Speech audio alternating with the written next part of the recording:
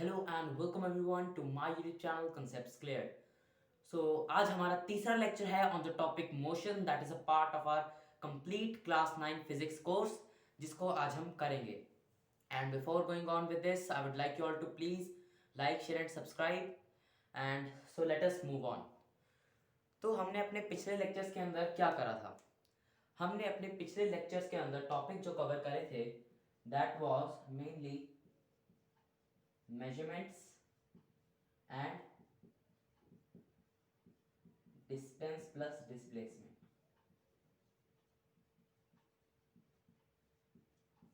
हमने ये दो टॉपिक्स अपने पिछले लेक्चर के अंदर कवर कर लिए थे। So now we will move on forward discussing types of motion कि मोशन के क्या क्या टाइप्स होते हैं। अब हमें पता है मोशन क्या होता है, state of object when the object changes its position, और आगे जो डेफिनेशन थी। सो let us now discuss types of motion.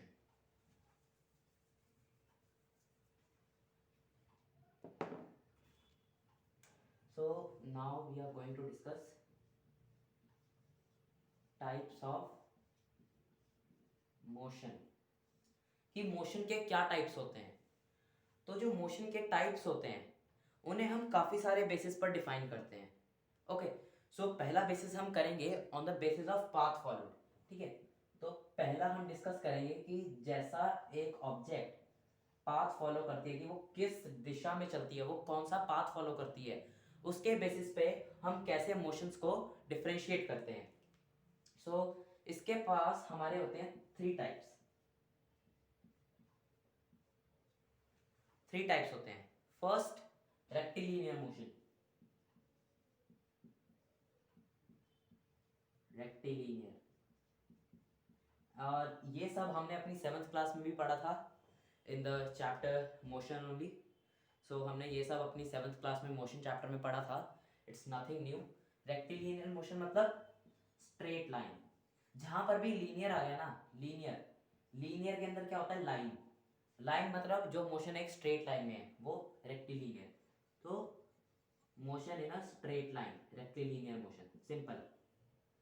Example, train moving on a railway track. ठीक है, तो बहुत सारे हैं। सेकंड होता है रोटेटरी, रोटेटरी मोशन या कर्वीलीनियर, इसको हम कर्वीलीनियर भी बोलते हैं। कर्वीलीनियर, कर्वीलीनियर या रोटेटरी, इसका मतलब जो थोड़े कर्व पाथ पे चल रहा है, जो सर्कुलर पाथ में चल रहा है। ओके, जो रोटेशनल मोशन के अंदर चल रहा है that is a rotatory motion और अ कर्वीलीनियर मोशन। ठीक है, so it is a curvilinear motion. So इसकी एक्चुअल डेफिनेशन है motion of a top about its nail. जो एक टॉप अपनी नेल पर मोशन करती है। ठीक है, जैसे ये हमारे पास एक टॉप होता है, ये टॉप है, रफ डायग्राम। सो ये रोटेट करता है अपने एक्सिस पर, अपनी नेल पर।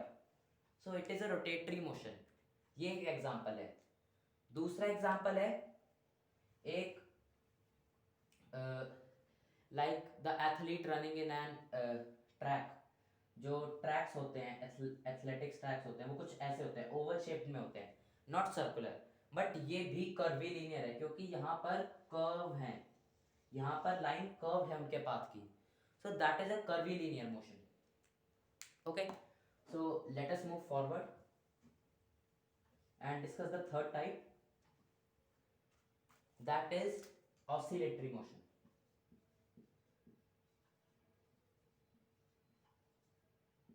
oscillatory motion, अब ये oscillatory motion क्या होता है?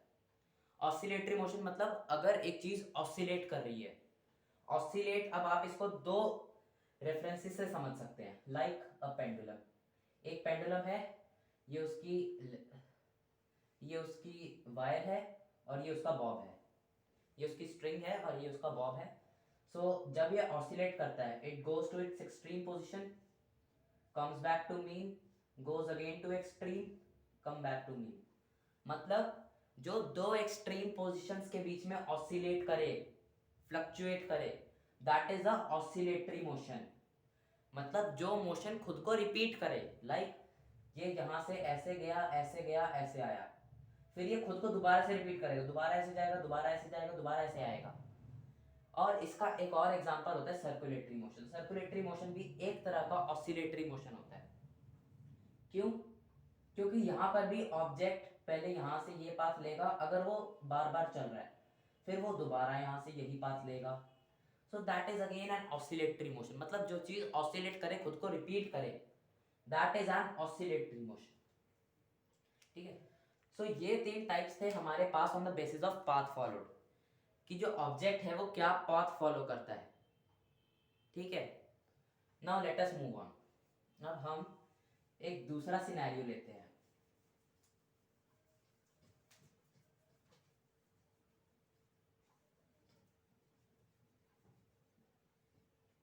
अब दूसरे सिनेरियो में हम क्या केस लेंगे? लाइक हमने पहले जो केस लिया था that was on the basis of path followed. अब दूसरा हम क्या बेस के ऊपर इसको डिफरेंशिएट कर सकते हैं? So the second way on which we can differentiate types of motion, that is motion change. अब ये चीज पढ़ के थोड़ी अजीब सी लग रही होगी, मोशन चेंज क्या है? ये मोशन चेंज, सो मोशन चेंज का यहाँ पर मतलब है कि जो एक ऑब्जेक्ट है वो अपना मोशन किस तरीके से चेंज कर रहा है, वो अपना जो मोशन है, वो जो उसकी स्पीड है या जो उसकी वेलोसिटी है, उस चीज को किस तरीके से चेंज कर रहा है, that is N motion change, कि वो किस तरीके से अपना मोशन चेंज कर रहा है। अब इसमें भी हमने 3 टाइप्स बना दिए। सो इसमें भी हम लोगों ने इसको 3 टाइप्स पे क्लासिफाई कर दिया। अब वो 3 टाइप्स क्या हैं? पीरियोडिक मोशन, पीरियोडिक को हम कभी कभी ऑसिलेटरी भी बोल देते हैं, क्योंकि दोनों one and the same thing होते हैं। Then uniform and non uniform. Periodic motion मतलब जब एक ऑब्जेक्ट अपना मोशन रिपीट करे, जब एक ऑब्जेक्ट अपना मोशन रिपीट करे, या जो उसका पाथ है, द पाथ फॉलोड रिपीट करे वो। तो पाथ फॉलोड रिपीट करना मतलब ऑसिलेटरी वाली बात आ गई, और मोशन रिपीट करेगा इसका मतलब पाथ रिपीट कर रहा है। सो that is what is periodic motion, कि वो अपना मोशन रिपीट कर रहा है। Now the next thing is uniform motion.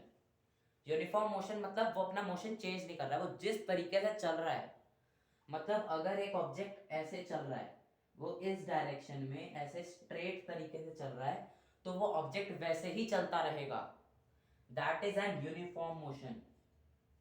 ठीक है। सो this is an uniform motion. अब पीरियोडिक और यूनिफॉर्म में क्या फर्क होता है? यूनिफॉर्म खुद को रिपीट नहीं करता। अब पीरियोडिक में मोशन तो सेम ही रहेगा अगर वो खुद को रिपीट कर रहा है, पर वो यूनिफॉर्म मोशन में रिपीट नहीं होता, यूनिफॉर्म मोशन में चलता जाता है। ओके। नॉन यूनिफॉर्म मोशन मतलब जब मोशन चेंज होता रहता है, वो फ्लक्चुएट करता है, लाइक पहले एक ऑब्जेक्ट यहाँ पे जा रहा था, फिर वो यहाँ को चला गया, फिर वो यहाँ को चला गया। सो this is a non uniform motion. या एक और केस हम ले सकते हैं, जब ऑब्जेक्ट अपनी स्पीड वेरी कर रहा है, लाइक पहले वो 10 मीटर पर सेकेंड से चल रहा है, उसके बाद उसने अपनी स्पीड 12 मीटर पर सेकेंड कर ली, बाद में उसने 9 मीटर पर सेकेंड कर ली।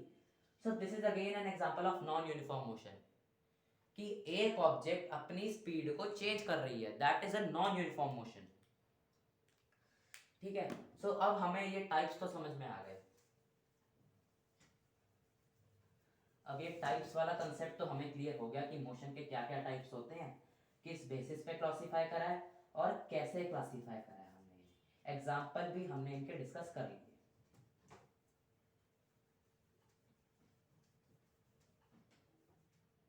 अगर आपको इनकी प्रॉपर डेफिनेशन चाहिए, then I will post them in the Telegram channel, you can go there and refer to them. So now next thing, अब जब हम ये डिस्कस कर रहे थे टाइप्स ऑफ मोशन, यहाँ पर मैंने कुछ टर्म्स यूज करी थी, लाइक स्पीड और वेलोसिटी। सो स्पीड क्या होती है and what is velocity? Speed क्या है, वेलोसिटी क्या है? Now we have to discuss these two things. So let us move on. अब ये भी कुछ डिस्टेंस और डिस्प्लेसमेंट की तरह ही है. जितना माइन्यूट फर्क डिस्टेंस और डिस्प्लेसमेंट में था, उतना ही माइन्यूट फर्क स्पीड और वेलोसिटी में है. So what is speed? Speed क्या होती है? आप अपनी डेली लाइफ में काफी बार ये टर्म यूज करते हो, स्पीड, कि उसकी स्पीड बहुत ज़्यादा, लाइक कभी कभी जब आप राइटिंग की बात कर रहे हो कि वो बड़ी स्पीड से राइट करता है. ये जो आपके सामने से कार जा रही है, कार बहुत स्पीड से जा रही है, तब आप उसको यूज़ करते हो एक लेम मैन लैंग्वेज में स्पीड को. तो अब आपको सोचना है कि फिजिक्स में स्पीड की क्या डेफिनेशन हो सकती है, फिजिक्स स्पीड को कैसे डिफाइन करता है. अब हम उसकी बात करेंगे. ठीक है, तो स्पीड क्या होती है? It is the rate of change of distance per unit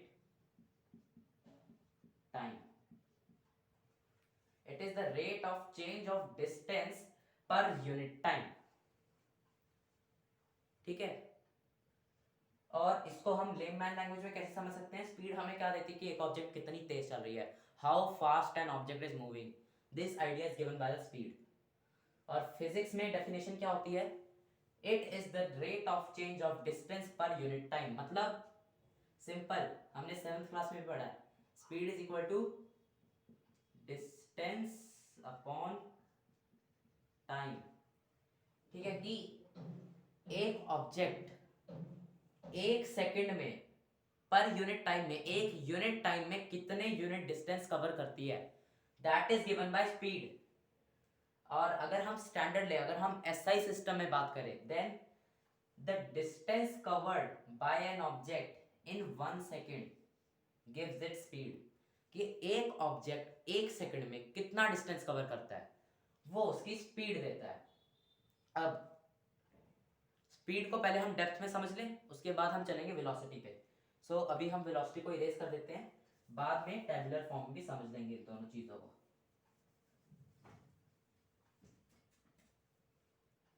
so now speed अब हमने देखा.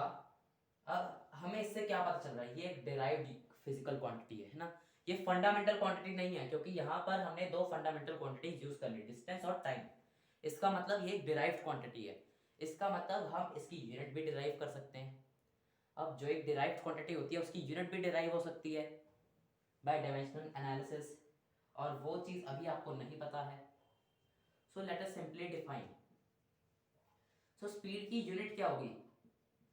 Unit SI unit. अभी हम एसआई यूनिट की बात कर रहे हैं. एसआई यूनिट क्या होगी स्पीड की? डिस्टेंस की यूनिट क्या होती है? मीटर. टाइम की यूनिट क्या होती है? सेकेंड. इसका मतलब अगर हम इसे यूनिटरी फॉर्म में लिखे, यूनिट की फॉर्म में लिखे, तो क्या बनता है? Metre upon second. इसका मतलब इसकी यूनिट क्या हुई? Metre upon second. अब फिजिक्स में हम कभी भी किसी भी चीज को ऐसे अंडर नहीं डाल के लिखते यूनिट को, हम उसको नेगेटिव पावर लगा देते हैं. लाइक अगर मैं ये बोलता हूँ s की पावर -1, इसका मतलब क्या होता है? 1 अपॉन s. और अगर मैं दोनों में m मल्टीप्लाई कर दूं तो m upon s is equal to ms -1, है ना? सिंपल मैथ्स है. सो इसका मतलब इससे हम क्या कह सकते हैं? That we can write m upon s as ms -1. s की पावर -1 है, होल ms की पावर -1 नहीं है. ठीक है, याद रखना. इसको हम कैसे बोलते हैं? मीटर पर सेकेंड. मीटर पर सेकेंड, कि एक सेकेंड में कितने मीटर है. ये तो हो गई यूनिट की बात. अब कुछ और चीजें देख लेते हैं. अब इसमें हम स्पीड अब आपको दिख रहा है कि ये डिस्टेंस से रिलेटेड है. डिस्टेंस अब हमने डिस्टेंस की एक यूनिक प्रॉपर्टी डिस्कस करी थी, that distance can either be zero और बी पॉजिटिव. या तो डिस्टेंस जीरो होगा या पॉजिटिव होगा. It can never be negative. Similarly time कभी भी नेगेटिव नहीं होता.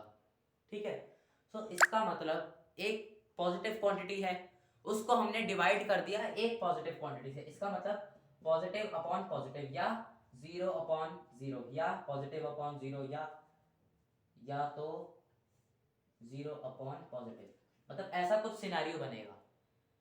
अब इससे हम क्या डिफाइन कर सकते हैं, अब यहां पर एक चीज गलत है, बताओ क्या।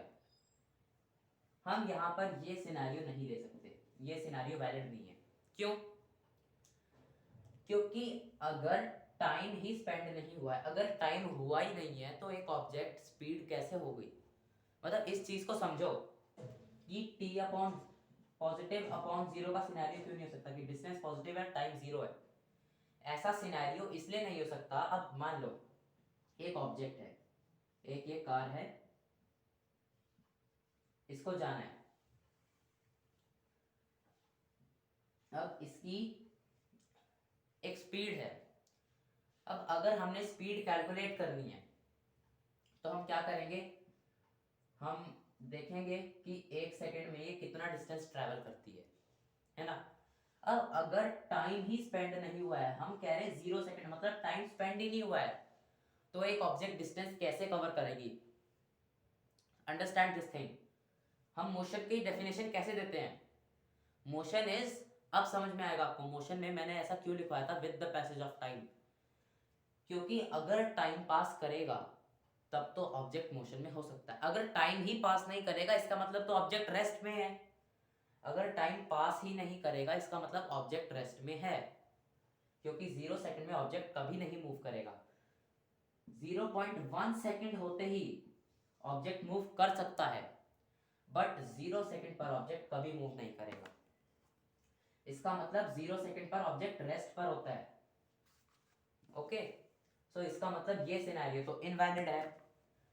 पॉजिटिव अपॉन 0 मतलब डिस्टेंस पॉजिटिव है, टाइम 0 है, ये सिनेरियो तो हमने कट ही कर दिया क्योंकि हमने इसकी इनवैलिडिटी वेरीफाई कर दी। सो अब पॉजिटिव अपॉन पॉजिटिव क्या आएगा, पॉजिटिव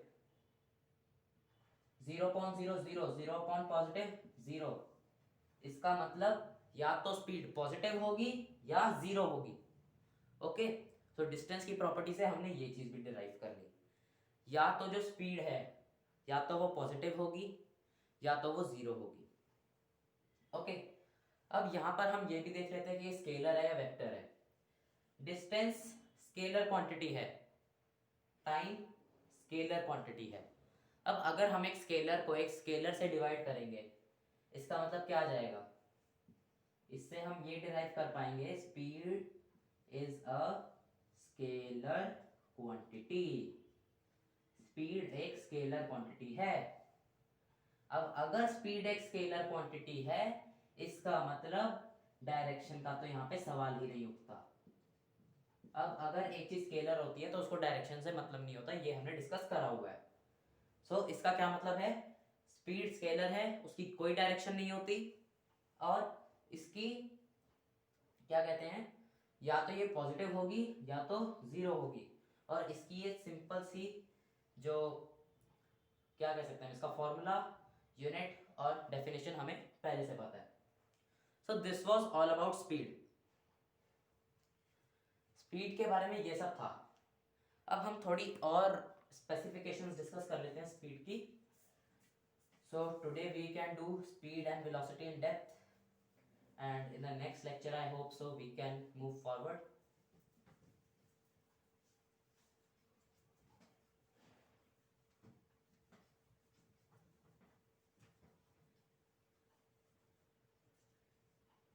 सो क्या है, अब हमारे पास क्या सिनेरियो है, अब हमारे पास एक टर्म आती है एवरेज स्पीड।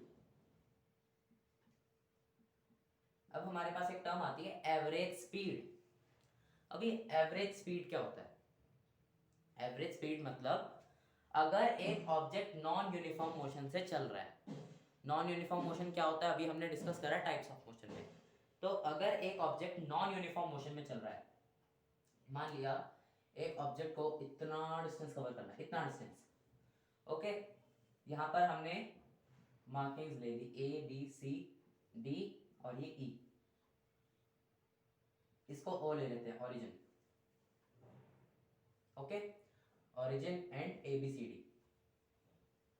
अब यहां पर मान लो हमने A डिस्टेंस पर एक जो व्हीकल चल रहा है उसके ओडोमीटर में चेक करा और हमने पाया कि इसकी स्पीड तो थी 10 मीटर पर सेकेंड, और ये इक्वल डिस्टेंसेज है, ये 10 मीटर है, ये 10 मीटर है, ये 10 मीटर है, ये 10 मीटर है, ये 10 मीटर है। ओके, अब हमने यहाँ पर A 10 मीटर बाद देखा कि उसकी स्पीड 10 मीटर पर सेकेंड है, और 10 मीटर बाद देखा कि इसकी स्पीड तो 8 मीटर पर सेकेंड थी, और 10 मीटर बाद देखा कि इसकी स्पीड अब 15 मीटर पर सेकेंड चली गई थी, और 10 मीटर बाद देखा तो इसकी स्पीड थी मान लो 2 मीटर पर सेकेंड, और जब वो E पॉइंट पे आई तब उसकी स्पीड थी 8 मीटर पर सेकेंड। इसका मतलब ये नॉन यूनिफॉर्म मोशन हो गया, हर बार हर एक इक्वल इंटरवल में इसकी स्पीड चेंज हो रही है, इसका मतलब नॉन यूनिफॉर्म स्पीड है। अब यहाँ पर अगर आपसे किसी ने पूछा कि आपकी जर्नी में आपकी स्पीड कितनी थी, और वैसे भी जब भी हम जनरली स्पीड की बात करते हैं, लाइक अभी हम न्यूमेरिकल्स करेंगे आगे इस चैप्टर में, तब हमें बोला जाएगा कि tell the speed of this object. तो हम हर बार जब भी स्पीड की बात करते हैं हम बात करते हैं एवरेज स्पीड। हम जब भी बात करते हैं, अब जब हम कहते हैं कि हमारी गाड़ी 60 किलोमीटर पर आवर की स्पीड से चलती है, लाइक आप कहते हो ना कि हम 60 किलोमीटर पर आवर की स्पीड से गाड़ी चलाते हैं।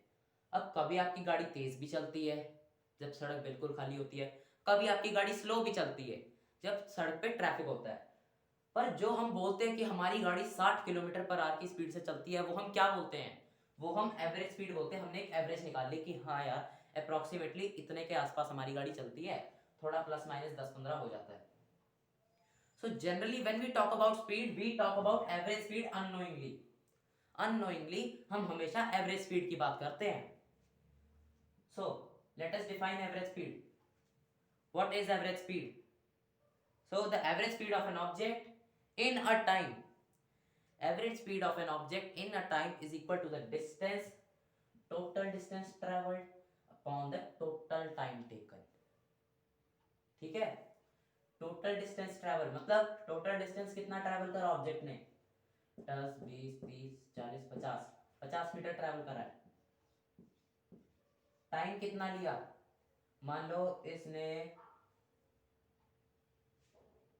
इस ऑब्जेक्ट ने टाइम लिया 5 सेकंड। मान लो इस ऑब्जेक्ट ने 5 सेकंड में 50 मीटर कवर कर लिए, तो एवरेज स्पीड क्या आ जाएगी, 50/5 10 मीटर पर सेकेंड, 10 मीटर पर सेकेंड। और एक चीज हमेशा ध्यान रखना, या तो यूनिट ऐसे लिखो मीटर पर सेकेंड, मीटर ऑब्लिक सेकेंड, या तो यूनिट ऐसे लिखो। काफी बच्चे क्या करते हैं, मीटर के आगे ऑब्लिक भी लगा देंगे, सेकेंड के ऊपर -1 भी लगा देंगे। ये चीज गलत है, टोटली गलत है। इसको अगर आप सिंप्लीफाई करोगे तो ये ms बन जाएगा, मीटर सेकेंड, ये बिल्कुल अलग क्वांटिटी है। सो या तो m ऑब्लिक s लिखो या ms -1, ठीक है। सो एवरेज स्पीड आ गई 10 मीटर पर सेकेंड। अब मान लो हमें टाइम नहीं पता इसका, ठीक है, यहाँ पर मैंने एक एस्टिमेट लिया था टाइम का, मुझे टाइम नहीं पता था। तो अगर हमें अब एवरेज स्पीड निकालनी है तो अब हम क्या करेंगे, लेकिन हमें स्पीड पता है बराबर इंटरवल्स पे। अब हम क्या करेंगे, सबको ऐड करेंगे, जैसे हम नॉर्मल एवरेज निकालते हैं, जैसे हम नॉर्मली किसी भी चीज की एवरेज निकालते हैं, number of sum of observation upon number of observation, simple वही चीज कर लेंगे। 10 8 18, 18 15 33 35 एंड 43, 43 आ गया। 43 अपॉन टोटल कितने इंटरवल्स हैं, 1 2 3 4 5, 43/5, तो अप्रोक्सीमेटली 8.6 मीटर पर सेकेंड स्पीड थी एवरेज। ओके, सो हम ऐसे भी निकाल सकते हैं। So this is average speed. अब हम एक और सिनेरियो लेते हैं, let us take one more case, एक और केस लेते हैं in which things will be rather more clear। और ये जो मैं अभी scenario लेऊंगा that will be told by nobody, ये चीज कोई भी नहीं बताएगा, listen it very carefully। क्या होता है कि अब मैंने कहा कि a की डिस्टेंस है, ए बी डिस्टेंस है। It's a very important thing, listen to it carefully, कोई नहीं बताएगा ये चीज, I am telling, and it is a very good trick. अब अगर आप ट्रैवल कर रहे हो ए से बी तक, ओके, आप ए से बी तक ट्रैवल कर रहे हो, आपने जो यहाँ, अब मान लो ये ए से बी का डिस्टेंस है 60 किलोमीटर, 60 किलोमीटर का डिस्टेंस है। अब यहाँ पर आपने क्या किया, आप यहाँ ए से बी तक तो गए आप 100 किलोमीटर पर आवर की स्पीड से, ओके, और बी से ए तक आप वापस आए 60 किलोमीटर पर आवर की स्पीड से, ओके, आप गए 100 किलोमीटर पर आवर की स्पीड से, आप आए 60 किलोमीटर पर आवर की स्पीड से, बताओ एवरेज स्पीड क्या होगी, tell me the average speed. अब यहाँ पर दो चीजें हो सकती हैं, या तो आप सिंपल एवरेज का फॉर्मूला लगा दो 100 + 60/2, और ये चीज गलत है। ये चीज काफी क्वेश्चंस में गलत आ जाती है, जब जो हमें वैल्यूज दी होती हैं वो ट्रिकी होती हैं, जो इस चीज को गलत प्रूफ कर देती है। सो ये फॉर्मूला ऐसे केस में कभी मत लगाना, गलत हो जाएगा। Big cross. यहाँ पर क्या करते हैं हम, यहाँ पर हम अपना थोड़ा सा दिमाग लगाते हैं, ठीक है। अब यहाँ पर हमें क्या कहते हैं, हमें हमारा डिस्टेंस पता है, स्पीड पता है, हम क्या कर सकते हैं, what we can do is, यहाँ से स्पीड, यहाँ से टाइम निकाल लो, डिस्टेंस पता है, टाइम निकाल लो, हम इस तरीके से भी कर सकते हैं, okay, we can do like that also, but वो चीज़ रादर मुश्किल हो जाती है। अब नाउ किसी ने ये हमें डिस्टेंस नहीं दिया, जो चीज़ मैं पहले कह रहा था, let me explain that first, ठीक है, उसके बाद आई विल टेल यू। जैसे 60 किलोमीटर पर आवर अभी हमें दिया हुआ है इस सिनेरियो में, सो आप क्या करोगे, 100 हमें स्पीड दी है, डिस्टेंस दिया है, 60 = ST आ जाएगा, 100 × T आ जाएगा आपका 6/100, 6/10, 3/5 आवर्स। तो आप इस तरीके से टाइम निकाल कर, डिस्टेंस और टाइम को ऐड कर कर आप ऐसे एवरेज स्पीड निकाल सकते हो। अब हमने कहा इतना काम क्यों करें भाई, हम तो स्मार्ट वर्क करने वाले हैं, हम इतना हार्ड वर्क नहीं करेंगे, हम करेंगे स्मार्ट वर्क। तब हम क्या करते हैं, हम, अब वैसे मैं आपको बता देता हूँ फॉर्मूला क्या होता है इसका। इसका फॉर्मूला होता है 2v1v2। मान लो यहाँ तक की स्पीड v1 थी, ये आने वाली स्पीड v2 थी, 2v1v2 अपॉन v1 + v2, ये होता है इसका फॉर्मूला। अब ये हमने डिराइव कैसे करा, how did we derive this formula, अब आती है ये बात, और ये बहुत जरूरी बात है। अब मान लो यहाँ पर अब क्या माने, आप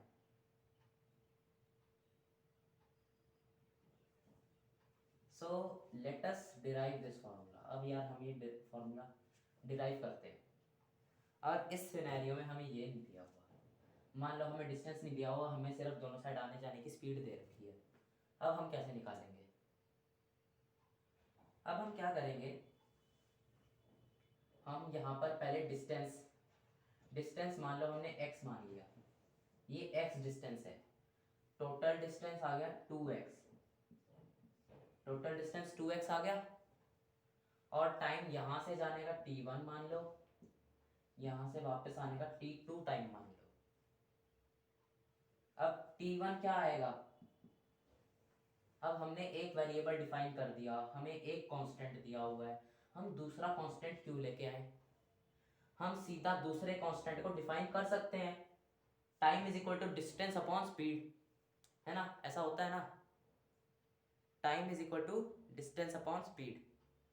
तो हम इस वेरिएबल को डिफाइन कर दें, अपनी इक्वेशन को दो वेरिएबल में क्यों लेके जाए जब हम उसे एक वेरिएबल में रिड्यूस कर सकते हैं, और आगे चलकर हम इसे एक वेरिएबल में भी नहीं छोड़ेंगे, हम इसे सीधा कांस्टेंट्स की फॉर्म में ऐसे ड्राइव कर देंगे। t1 कितना आ जाएगा, x upon v1 comma t2 कितना आ जाएगा x upon v2।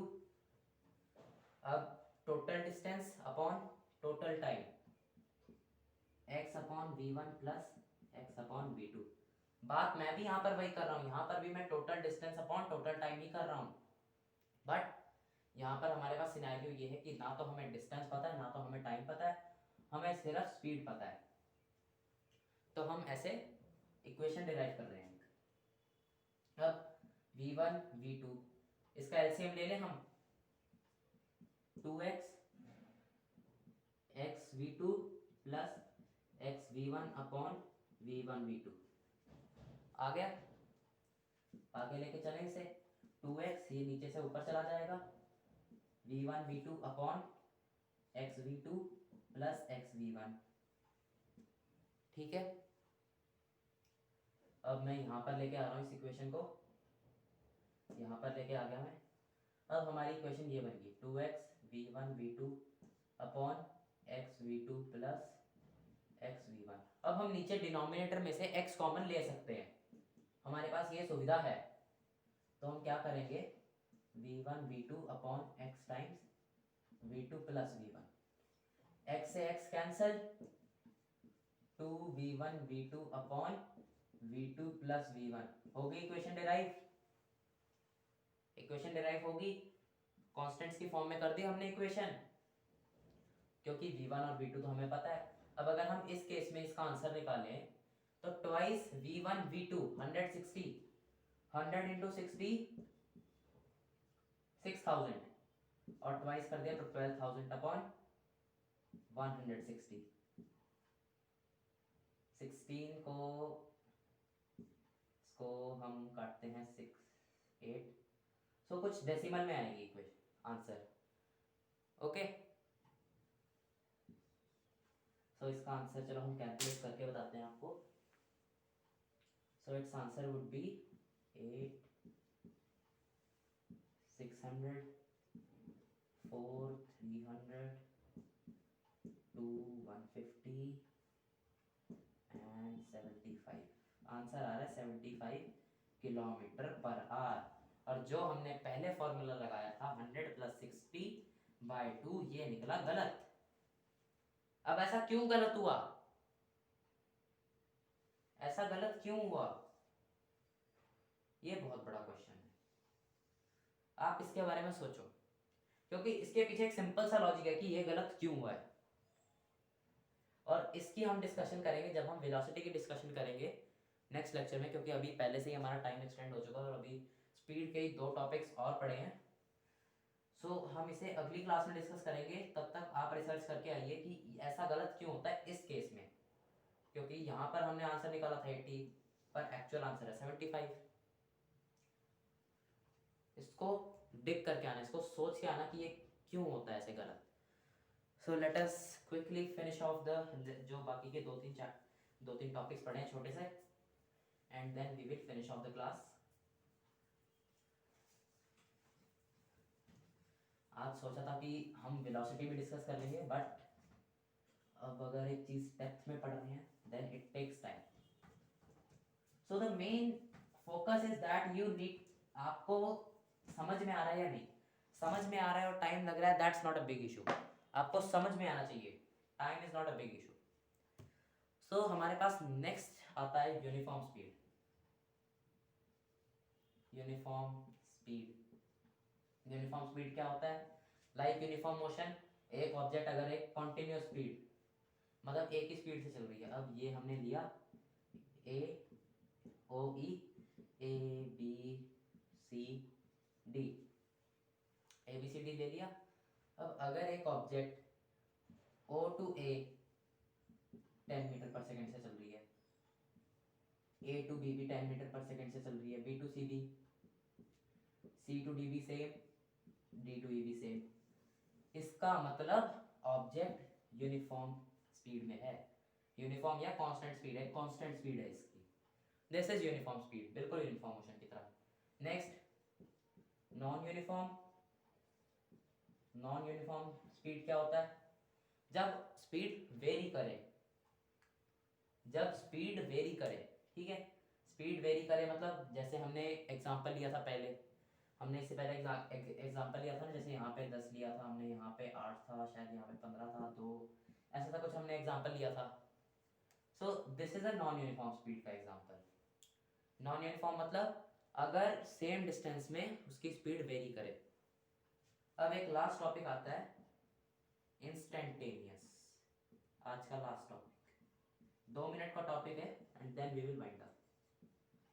Instantaneous speed, instantaneous speed क्या होती है, थोड़ा समझना आप इसको।